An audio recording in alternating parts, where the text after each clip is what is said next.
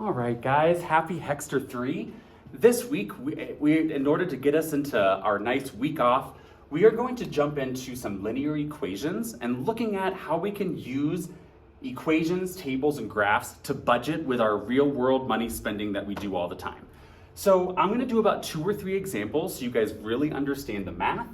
And then you guys, tomorrow, are going to come up with your own situations of what you spend money on in your life to see how much money do you spend after 3 months, 6 months, 9 months, a whole year of 12 months of spending on that thing.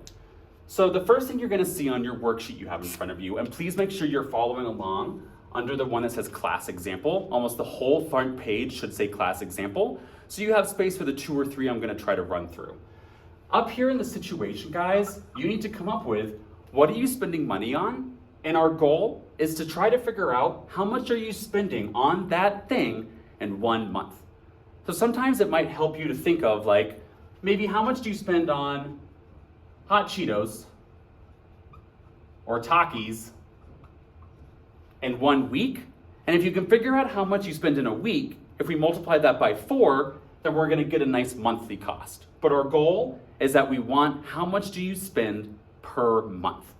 So let's say that every single day you go down to the corner store and you get a bag of chips, whatever they are, and let's say that they're $3 and you go every single day. So Monday, Tuesday, Wednesday, Thursday, $3 times 4 is $12 per week.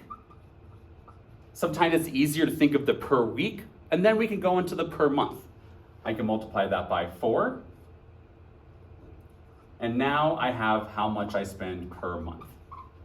So if I go and get a $3 bag of chips every school day, I'm spending $12 a week, which means that I'm spending $48 every single month. When you get your per month, we're gonna come down here and make our linear function, a nice y equals equation. Whatever your monthly cost is gonna be our slope that's gonna go with x. Now, the most important part of good algebra, especially linear equations, is making sure that you are defining your variables and you know what are we counting? What are we even finding here? So x, we spend $48 per what? Oh yeah, per month. So x is counting how many months I'm spending on my chips. And after I do 48 times my months, that's going to equal my total chip spending. So make sure that after you guys have your per month as your slope, we label our y and our x. The y in every single example is going to be the total of whatever situation that you chose to analyze, in this case, the chips. X, for every single example you guys do, as long as you guys calculate this per month, x will always be months. Now it's important to always label that in any of the forms. We're going to label x and y as an equation, a table, and a graph. So I know that my x are counting months, so I can go ahead and fill that up here. The f of x or the g of x or any letter, whenever you see that, guys, that's a fancy way to say y. So once again, over here is my total chip spending. And now I want to figure out how much am I going to spend on those chips after 3 months, 6 months, 9 months, and 12 months. So one at a time, we're going to take those numbers and we're going to plug them into our spending function of chips. So I see that the first one is x is 3. So after 3 months, I'm going to plug it in. So I'm going to go 48 times 3, which I'm going to use parentheses to do that. The next one, I want to see 6 months for x, so I'm going to plug it in here. So I'm going to see 48 times 6 months, which instead of x, I'm going to use parentheses with the months that I'm plugging in. Down here is going to be 48 times 9 months.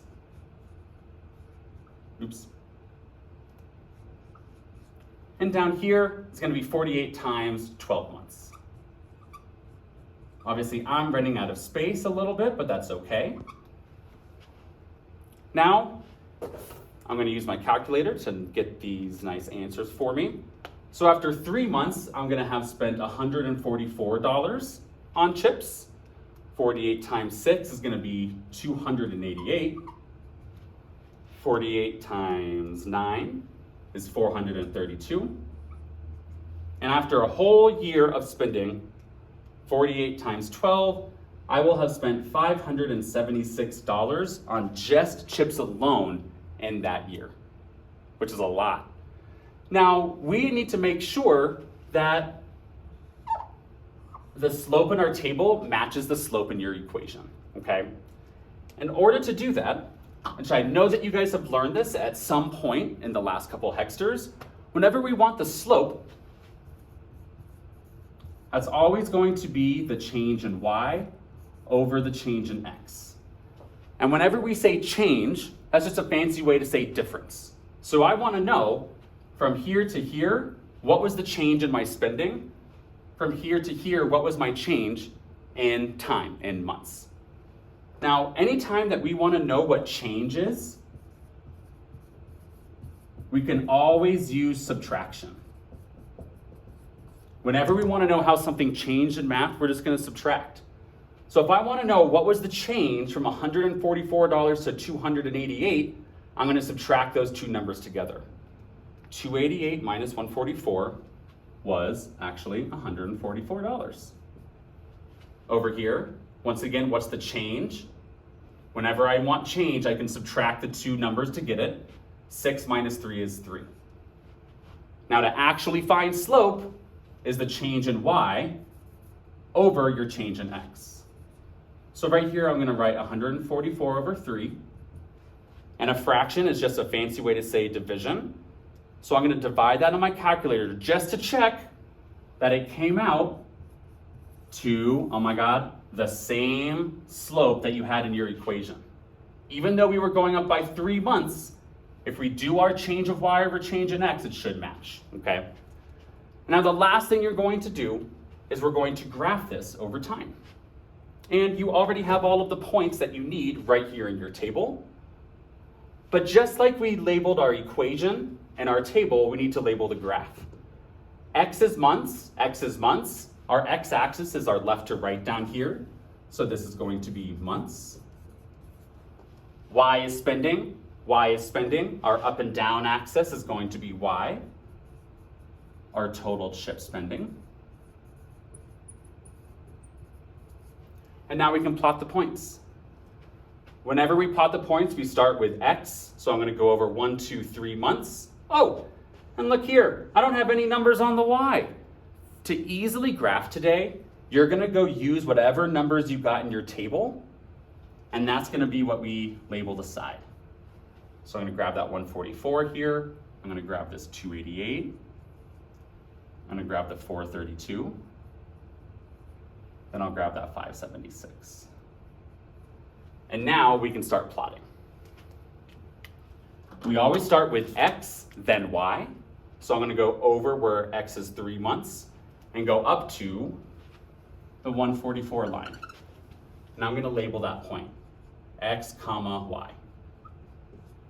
Now the next one, I'll go over to 6 months, and I'm going to go up to my 288 line and label it. After 6 months, 288.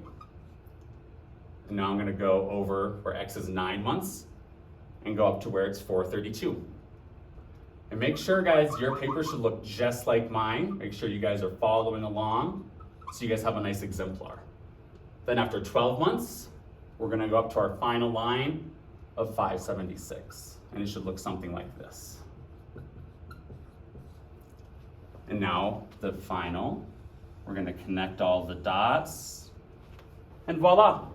We now have an equation, a table, and a graph that shows how much you spend on chips if you get a bag of chips every single day of the school year.